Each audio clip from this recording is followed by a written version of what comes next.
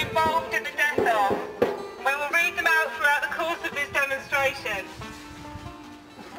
Just think as you're hearing these names, these are people who your work has helped to kill. These are people with families and lives and bloods and whatever, and that's what you're involved in. And you are directly involved in the deaths of these people. Ali Shakir Abdel Hassan, 4 years old, killed by a missile on the 22nd of March 2003. Ali Jassim, 10 years old, killed by a missile on the 25th of March 2003. Abdullah Yassin, 52, killed by missile, 27th of March 2003. Ali Kamil Al-Masawi, 13, killed by missile, 28th of March 2003. Ahmed Khalaf Badawi, 27, killed by cluster bomb, 7th of April 2003. Ali Hussein Musa, 73, killed by missile, 21st of March 2003. Samar Hussein, he was 13 and he was killed by a missile in March 2003. When a missile struck the parents' farm in an area roughly 30 miles from Baghdad. She was in the kitchen when the missile landed and the explosion was close enough for shrapnel to cut through the house's stone walls and slice into Samara's stomach. Samara's mother Hamida told The Independent she just fell. I could see blood coming from her stomach. She was gasping, "Mama, Mama." Lightweight system of missiles that you manufacture integral components for was the most used munition in the aerial bombardment of Iraq, which saw the deaths of nearly 100,000 civilians. That's why we're here. That's why we're not going away. That's why we fought the injunction, and that's why we won it. We are winning. We are not going anywhere until this factory closes down. We know that components made in this factory are sold to the US, and the US went into Somalia in January and bombed civilians. We've come here to shut Edo down, and that's what we aim to do. Because we think that you as human beings in there, you as human beings don't actually like the suffering that you see on your TV screens. That you must know what happens. And therefore we've come here to remind you of that, hoping that you might have a little bit of conscience left.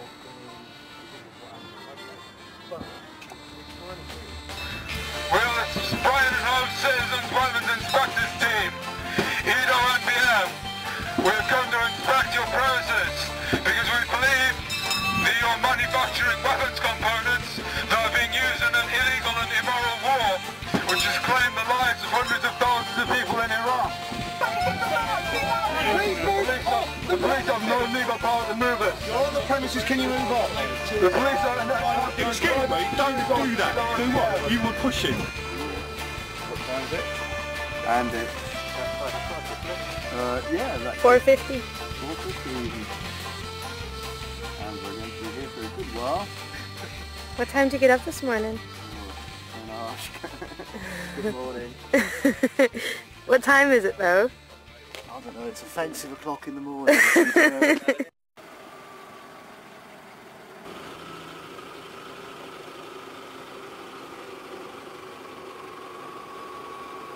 Are you trying to get into EDO? Yeah. Yeah, it's closed today, so... Why is the factory closed today? Don't you work for a living? Do you work for a living? I work for a living. No, it's concrete. Concreted. It's concreted. All of it. Yeah, you can't move it. Here's the southern gate. We've got one concrete, the main gate to allow access, and we've got one chap who's quite simply chained himself to the gate, stopping people getting in.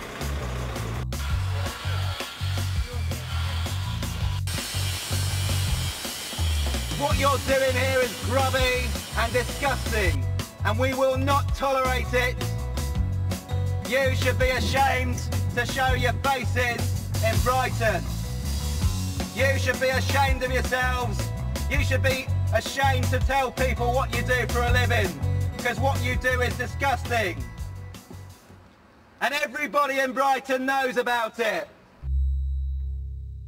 I think very quickly the management told the workers not to communicate with us because there wasn't very much give and take between us and the workers. You know, we would try to talk to them and they wouldn't answer us, and they, we have found out from people that have done temp work there that they've been told not to communicate with us. They didn't even kind of swear at us or say sod off really at the beginning. They just looked really kind of spooked about it, and they just sort of hurried in. What you found is there was quite a lot of people that just hadn't realised what the company was doing, was really surprised that suddenly there were people, that cared enough to demonstrate.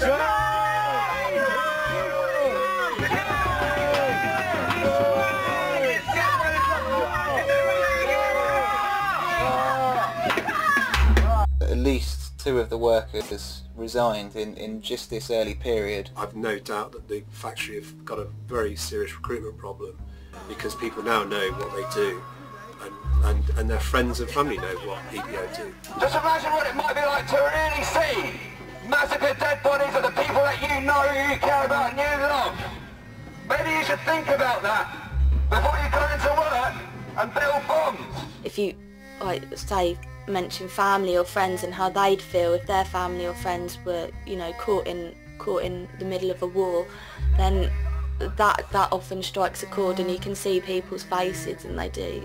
The employees they've got left are kind of the hardcore, and they're dedicated to their jobs and their careers and their wages. You can sort of sense the animosity of them. As the cars leave, there's you'll see like 2-fingered salutes, or people swear at you occasionally. Those people have fought for you, you wanker. Some people will close their car windows and drive off as quickly as possible.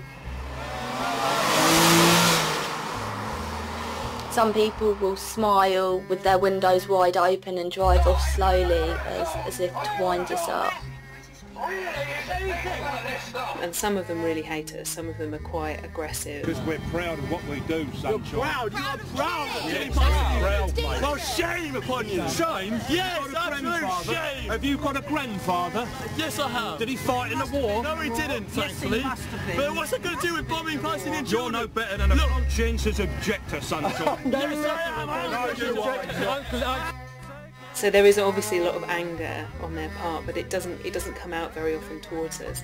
Apart from sometimes when we do the lock-ons and the demos, people have been attacked by workers, people have had their D-locks pulled. I mean, I'd like to think that some of it is guilt. I think that people who work at places like Edo manage to do what they do by not thinking about it, and I think they probably get quite angry with us because we try to make them think about it. Alright, when you work in Brighton, because it's people like you that make people think. Yeah? Yeah. And you so thinking's wrong, is it? Is thinking wrong?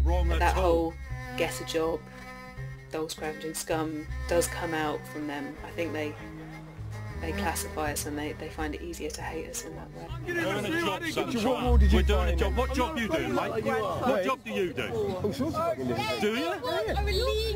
Yeah. You can't say get a job stuff went out in the 60s. If you're not a very introverted person, being tried to force to look into what you're doing and how you earn your money and your life is quite uncomfortable. They probably were a bit scared of us because we had a completely different worldview from them, and that we were willing to spend our spare time sitting there telling them about it. Can you really wake up tomorrow morning and seriously think that possibly I might not go to work today because I'm responsible for the death of people?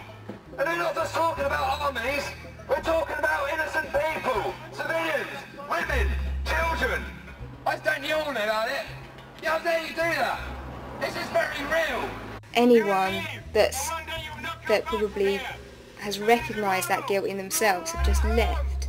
But yeah, the people that has taken a longer time to think about it probably are now getting just angry with it just going on and on. Stay off our property. Don't push me onto the bike or you'll be in trouble. Oh, well, really? Yeah. Yes. That sort of thing you have to do to get the work, isn't it?